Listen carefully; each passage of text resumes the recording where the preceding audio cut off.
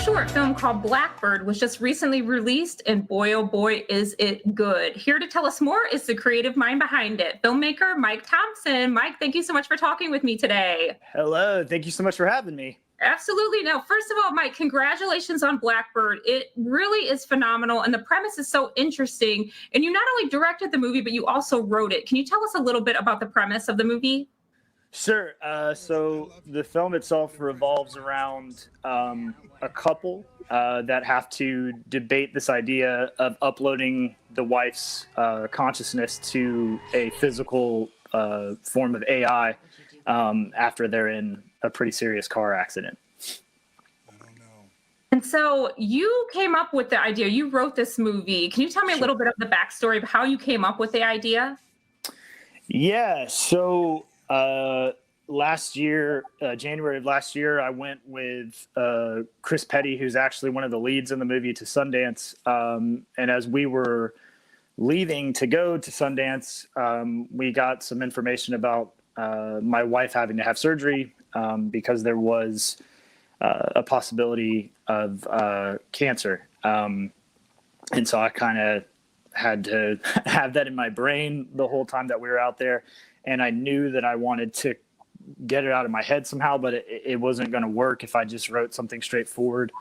And on the way back, we were sitting in the airport, and we had a layover, and I just kind of started like pushing out the outline for what ended up being the first draft of the script. And Chris read it on the way home and was like, we got to get this made. And so we spent the next couple of months fine tuning it and going through pre-production.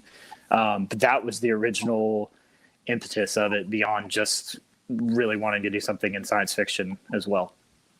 That's incredible. That's probably like the most creative way I've ever seen anyone to, like, you know, kind of like a catharsis of like getting out stress and stuff. That's really interesting. One other thing that like kind of blew me away, and I've been involved in the past at like the 48-hour film festival and all that kind of stuff, the special effects in this movie, like, and just the way it looks, like, I know you worked on editing the film and stuff, like, do you do a lot of stuff with like special effects and kind of stuff like that? No. So we, myself and my kind of like partner in crime in this whole thing, Tommy Johns, who also shot the film, we've dabbled in it just to kind of push things out. But we don't really know how to do any of that stuff. Tommy knows how to do a little bit, but we also have never really worked on anything where we had like the amount of effects that are on this project. There's like 75 VFX shots in the movie.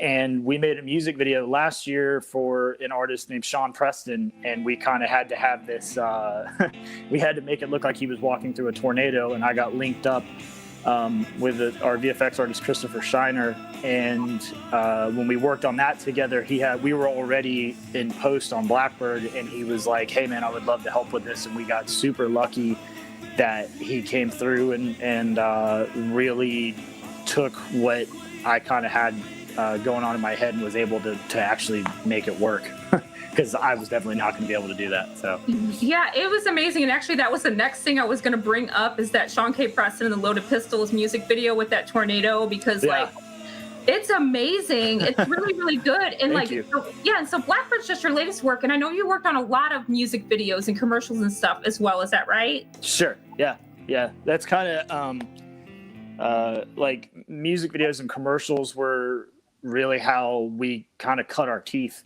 You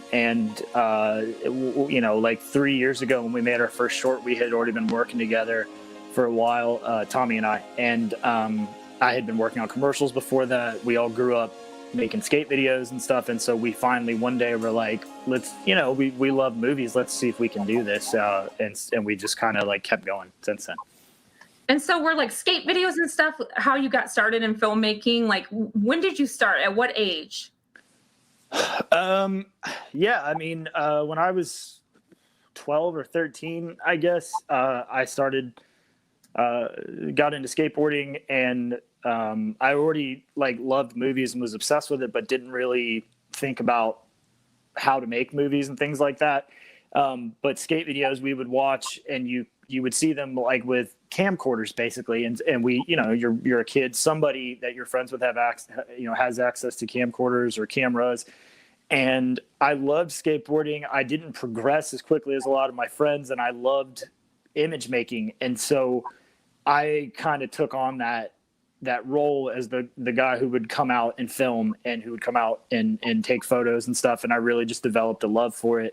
And then kept doing that and learned how to apply that to commercials when I was working at ad firms. I originally went to school for graphic design and worked as an art director.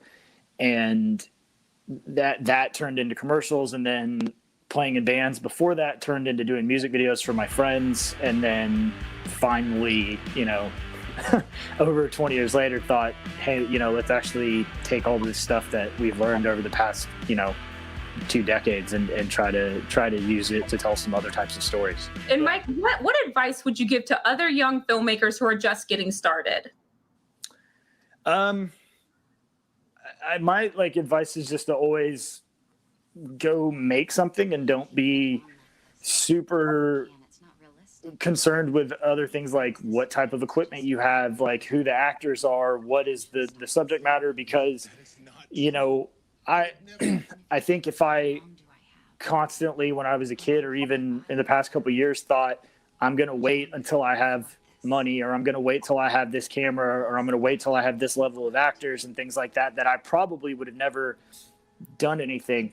And so a lot of it to me is like making sure that you're not looking a gift horse in the mouth, because the skate video thing, I never thought would be anything I could use later in life. I just enjoyed doing it. And then, years later, the same principles of like editing, shooting, camera angles and structure and all these other things that I learned doing that, I'm able to, apply on Blackbird. And that goes for like our whole crew. Cause like Tommy, who is the director of photography, he grew up skateboarding and shooting skate videos too. And we both have this sort of weird connection through that. And it's paid off. So like, just if you have a 4K camera in your pocket right now, so there's really no reason to not just go shoot something, and you can just kind of learn as you go. I think that's awesome. It's like, don't overthink it, just do it. Just go for it. And Mike, if people want to check out Blackbird for themselves and any of your other work, where's the best place to go? So we had our online premiere of Blackbird on Monday on a website called filmshortage.com. And if you go there, it should be on the homepage for a couple more days, or you can always search it. And then if for all my other work, you can go to missingreels.com. That's where like a lot of my music video work is. And then, we're always posting stuff on Instagram for my Instagram, which is Missing Reels, or our content agency is Neon Bites. And so we're always throwing work out constantly and behind the scenes stuff. So.